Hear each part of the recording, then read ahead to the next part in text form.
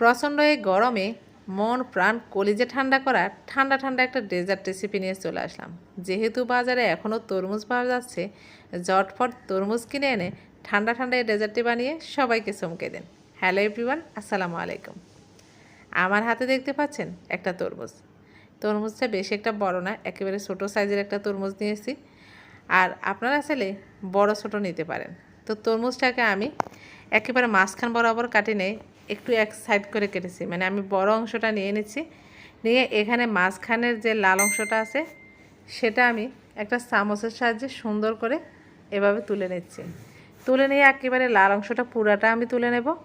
নিয়ে একটা প্লেটে নিয়ে নিচ্ছি, আর ভিতরটা একেবারে সুন্দর করে পরিষ্কার করে নিচ্ছি। এখন একটা টিস্যু বা একটা পরিষ্কার কাপড় দিয়ে সুন্দর করে ভিতরটা মুছে নেবেন, যাতে করে কোনো রকম পানি না থাকে।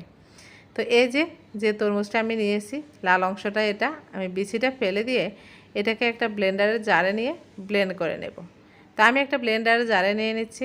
এ পর্যায়ে সবাই কমেন্ট করতে থাকেন কে কোথায় থেকে আমার ভিডিওটি দেখছেন, যাতে করে পরবর্তীতে আপনাদেরকে ধন্যবাদ জানাতে পারি। এখন এটাকে আমি সুন্দর করে ব্লেন্ড করে নেব। তো আমার ব্লেন্ড করা হয়ে গেছে। এই যে এখন আমি একটা বাটিতে ঢেলে নিচ্ছি। তো ঢেলে নেওয়ার সময় আমি ছাঁকনি দিয়ে একটু সেঁকে নেব। যেটা লাম্পস আছে সেটা হচ্ছে আমি দেব না, সেটা রেখে দেব। তো সেজন্য লাম্পসটা আমি ফেলে দেওয়ার জন্য এটাকে সুন্দর করে সেঁকে নিচ্ছি। শুধুমাত্র আমার তরমুজের যে পিউরিটা আছে, রসটা আছে, সেটা লাগবে। এখন এটাকে মেপে নিচ্ছি। আমি একটা মানে মেজারমেন্ট যে কাপ আছে সেই কাপে করে মেপে নিচ্ছি। এখানে হচ্ছে মানে 3 কাপের একটু কম হয়েছে। তো এ অনুযায়ী আমার আগার আগার পাউডারটা নিতে হবে। তো যে যতখানি মানে তরমুজের পিউরি হয়েছে সে অনুযায়ী আমি এখানে 2 চা চামচ পরিমাণ আগার আগার পাউডার নেব। তো এই যে আমি এখানে 2 চা চামচ পরিমাণ আগার আগার পাউডার নিয়ে নিচ্ছি। নিয়ে এখন চুলায় চলে যাব। তো চুলায় প্রথমে তরমুজের রসটা দিয়ে দিলাম, দিয়ে এখানে 3 টেবিল চামচ পরিমাণ চিনি দিলাম। তরমুজ মিষ্টি আছে তাও দিয়েছি, আর যারা মিষ্টি খেতে কম পছন্দ করেন তারা চাইলে না দিলেও পারেন।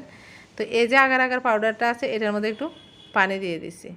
পানি দিতে দিতে তরমুজের মানে রসটা বলক চলে এসেছে। এই মুহূর্তে আমি এখন যখন একটু বলক আসতে শুরু করবে তখনই আগার আগার পাউডারটা পানিতে মিশিয়ে দিয়ে দিবেন।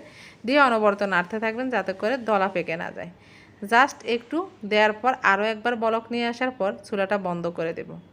বন্ধ করে দিয়ে এখন তরমুজটা যেহেতু সোজা করে বসে থাকবে না, আমি নিচে একটা বাটি দিয়ে দিয়েছি। বাটি দিয়ে তরমুজের মানে সাদা অংশটা এভাবে বসিয়ে নিয়েছি। নিয়ে এখন রসটা দিয়ে দিলাম।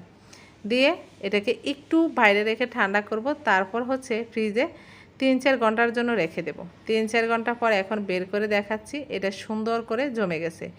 আর এই গরমে বাইরে থেকে আসার পর যদি এরকম বাইরে থেকে আসার বা আপনি সারাদিন মানে বাসায় আছেন, কিন্তু রান্না করার পর দেখেন অনেক ঘামিয়ে যে আমরা, অনেক মানে গরম লাগে, তখন কিন্তু আপনারা যদি একটু ফ্যানের বাতাসে বসে এরকম ঠান্ডা ঠান্ডা একটু ডেজার্ট খেতে পারেন, তাহলে কিন্তু কলিজাটা একবারে ঠান্ডা হয়ে যাবে।